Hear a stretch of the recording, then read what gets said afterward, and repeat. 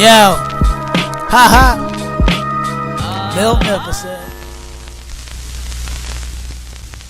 YouTube, what is good? It's your boy Bill Neverson coming back with another sneaker review. Today, this kind of took me off guard because this is partly my fault.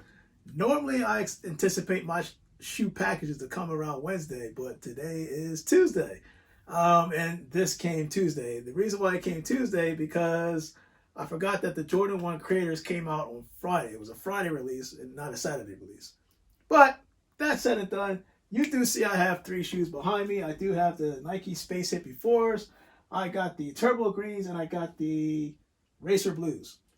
There's a reason why I have all three shoes on display because there's certain things that I'm reading about this Jordan 1 Creator shoe that caught my attention. So I wanted to do a quick comparison with all three and basically show you how all three come together. And also, I'm going to show you something else, but that's later on.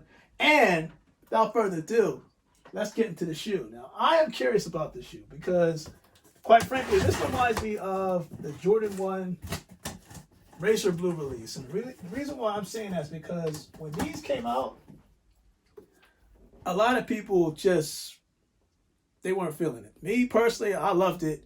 And the fact that it had that Zoom Air technology that's kind of built in on the bottom, where actually you can feel it inside the insole. If you remove the insole, you can see the Zoom Air just popping out from the back of the shoe to the front of the shoe. And I thought it was dope. And then all of a sudden, there was like a price surge. This thing went up in price and value, and I tried to put people on game, man. This was a sleeper. It definitely was a sleeper. So, I don't think that this will have the same hype over time, but because it's so unique and it's a first of its kind, that it has a potential to gain value. And I'll get into that momentarily. So let's pop this Nike box open, and this is interesting. So off the bat, I can see this box as Nike's way of contributing to help the whole pollution that's happening worldwide. So instead of doing your traditional Nike box right here, pull this to the side. It kind of like getting straying away from this, at least in terms of the amount of boxes that they produce on a yearly basis. So this is not a Jordan 1 box, but the Jordan box in general. The time it takes to produce this versus this being very minimal. So on the box, we can see right here, it has that whole Space Hippie logo. It's the same design that you would normally see on any Space Hippie shoe that's out right now. In this case, you can see that in the insole right there. Quite frankly, I think that this is a dope concept, and I kind of see where Nike's coming from, where they're trying to, help the environment out. So it says here, Move to Zero is Nike's journey towards zero a lot, carbon and zero waste to help protect the future of sport. So it's like what they're trying to say is, and of course we do have stuff on the back, but this is all language. What they're basically just saying, like, it's just their way of zero carbonation. That's basically what the whole box thing is about. Because when they came out with the Space Hippie 4s, I think it was 1, 2, and 3, the box that came with the shoe was the actual box shoe. So just like I just unboxed this box within a box, this was literally just the box itself. This came with the box, and quite frankly, some people were kind of bummed about it because, let's face it, you have some resellers out there that are trying to resell the Space Hippie 3s, and you're kind of getting a box as a box, if that makes sense. The box itself is the shoe box, so it kind of sucks if it gets damaged when it's delivered. In this case, at least, they kind of strayed away from that and sent you the same idea in terms of the box, still within a box, but with less carbonation, the whole Jordan box. But anyway, the box said it done. You can see right here, size 13. Now, normally people on my channel that watch my channel, they know that I wear a size 12.5, but because the Zoom Air technology, what I'm going to say about this is when you do the Zoom Air Jordan 1 versus a regular Jordan 1, I could do 12.5 in a regular Jordan 1. And the reason why, because that Zoom Air technology is not pushing up on your foot, and it makes it seem like it's squeezing basically a little bit at the heel. So for some reason, they didn't come out with a size 12.5 for the Jordan 1 Craters that I'm about to unbox here. But the Zoom Air is pushing your foot up. Therefore, when you look at the edge towards the toe box, your foot is going to feel like it's being pushed up on the shoe. Whereas on a regular Air Jordan 1, you can just slide in. It just feels like bricks. So just keep that in mind as we do this unboxing. Nothing really special on the inside. Again, it's just one of those recyclable Nike boxing. Ooh, man. I'm not saying ooh because of the actual design. I'm saying ooh because I see what the foam, the exposed foam on this Jordan 1. This is definitely very unique. I've never seen anything like this because the materials have never been done on a Jordan 1 before. So let's get started on this shoe, because right off the bat you can see, and a lot of you can see, that this has exposed foam. So of course they went for that whole off-white appeal. And it's not the first time they did anything like this, because I've seen it a couple times on previous Jordans, most notably the Turbo Greens, where you can see that the tongue actually has that same exposed foam. The only difference is that on a sock liner and the tongue itself, you can see right here that it's literally all foam. You can see that right around there. That's kind of threw me off, but it's kind of dope. I mean, even on the inside, the foam is actually continued on. Exposed foam continues on the inside of the shoe, if you can see that. But this is also unique because I've never seen an Air Jordan 1 heel have a U shape like this. Let me bring this out real quick, show you what I'm talking about. So let me bring the Turbo Green, let me bring the Racer Blue out, because you see how the shape of a Racer Blue is? It's not, the U is not as defined as this is. Like this looks like a U, this kind of looks like a V. I'm saying that because I know people are going to look at this and like, oh, it's a fake. And I don't think that that's the case, at least in this video. So here's the Turbo Green. You can see it has that V shape. So if you get this shoe and you see this, don't be alarmed. It's not a fake.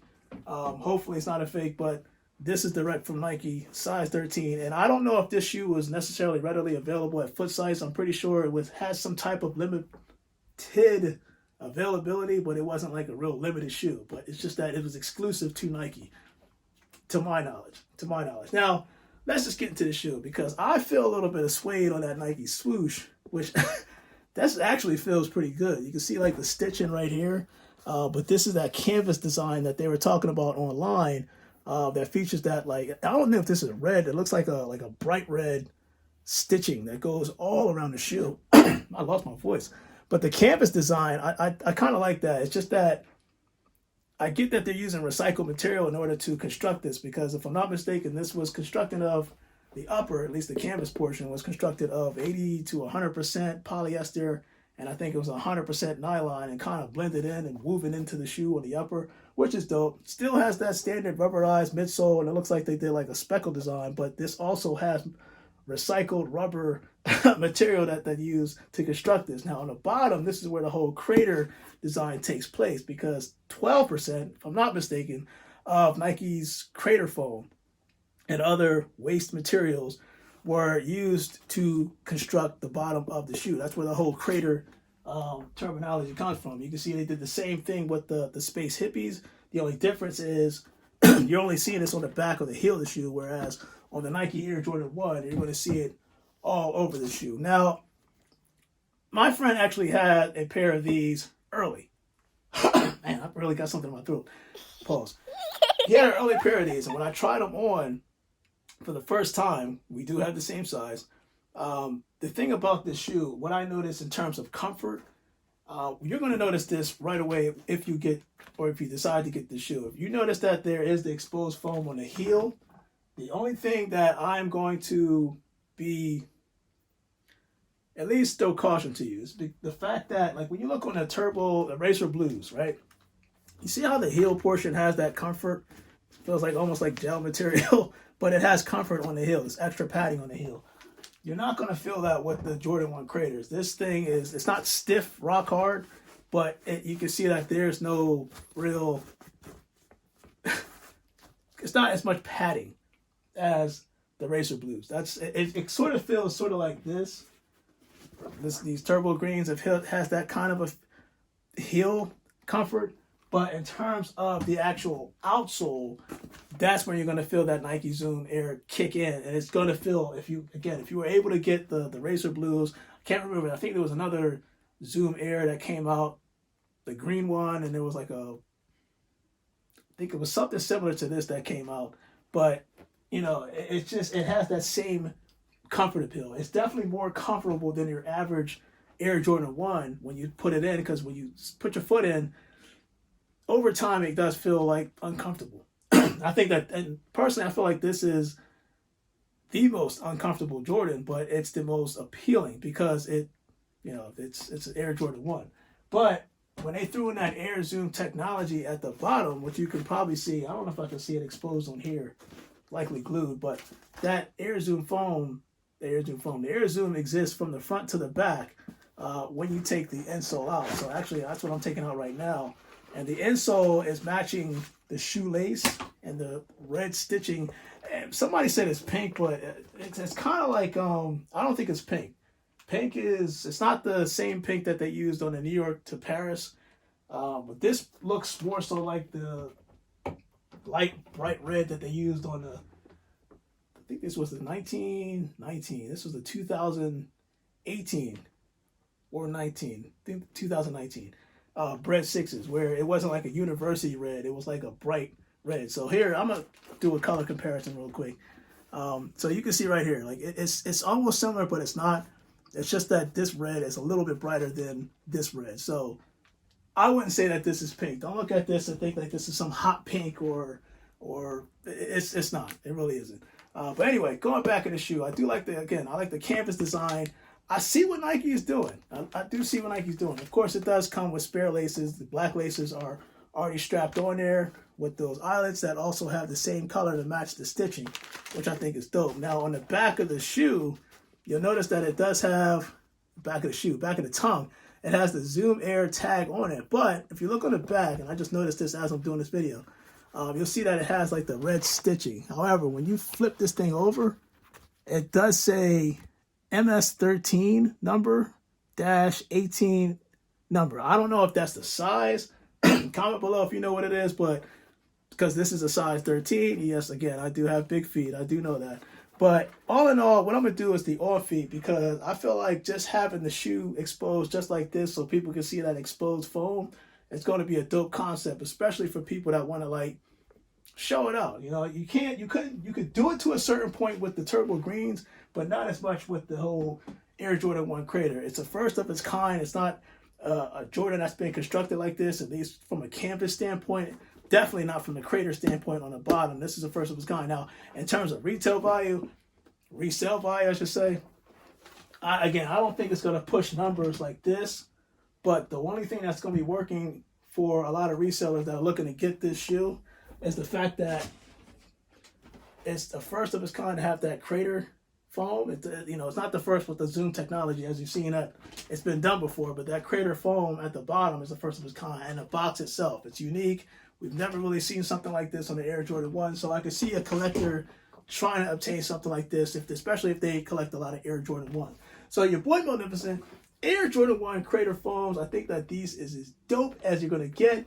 And for some reason, I feel like this shoe at some point over time, especially when you're wearing like track pantsuits or sweatpants or something like that, you're going to need like one of these in order to clean your shoe. I know everybody's got a shoe in there or some type of sneaker cleaning solution, but there's a whole lint killer. There's a whole lint cleaner. The lint device, right? The thing that picks up the lint. Oh, I feel like this is what you're going to have to use over time when you, I swear to God, because look, you can see on there that it's going to be a canvas material. That material is going to have so much lint on this. It's not even funny. That's just my personal opinion, especially for those that's going to have this as a personal pair. Me personally, I'm just going to throw this in the collection and see what happens. But I do get that lint feel. You're just going to take this and you have to go like this in order to clean it off, just to make it. It's not something that you can say, all right, let me just throw some water on it to get some stains off. But it's definitely unique. It's definitely some good material that'll last long. That's the whole key thing, and that's why, again, if anybody is thinking about this from a resale standpoint, this is probably a Jordan 1 that's going to last a long time. Like, it's not going to break over time. You have to worry about the paint chipping and all that stuff, because, again, this is pure canvas. Again, it's suede where you will put the shoelaces right there. It's also swayed by the Air Jordan the Air Jordan logo, and it goes all the way around. I'm telling you right now, when you feel this compared to the leather material that they normally would use on the Air Jordan 1, you know that over time that this could probably fall apart. But I don't see that happening with this Air Jordan 1 over time. I think that this will last longer. Trust when I say this. This is the whole point of Crater Foam, that not too many shoes you can do this and be like, oh my God. No, this is designed to do this. And I'm pretty sure you likely can do it with this, no problem. You have to worry about creases, right? Because it's a canvas design. So your boy Magnificent, finally, let's do the all, I know people are like, thank God, just get the freaking on feet on. Let me do the on feet real quick so you can see what I'm talking about with this exposed foam, because I think this looks so dope from the trained naked eye. It's something, again, you never really seen this type of construction on the Air Jordan 1. So let's do the on feet and go from there.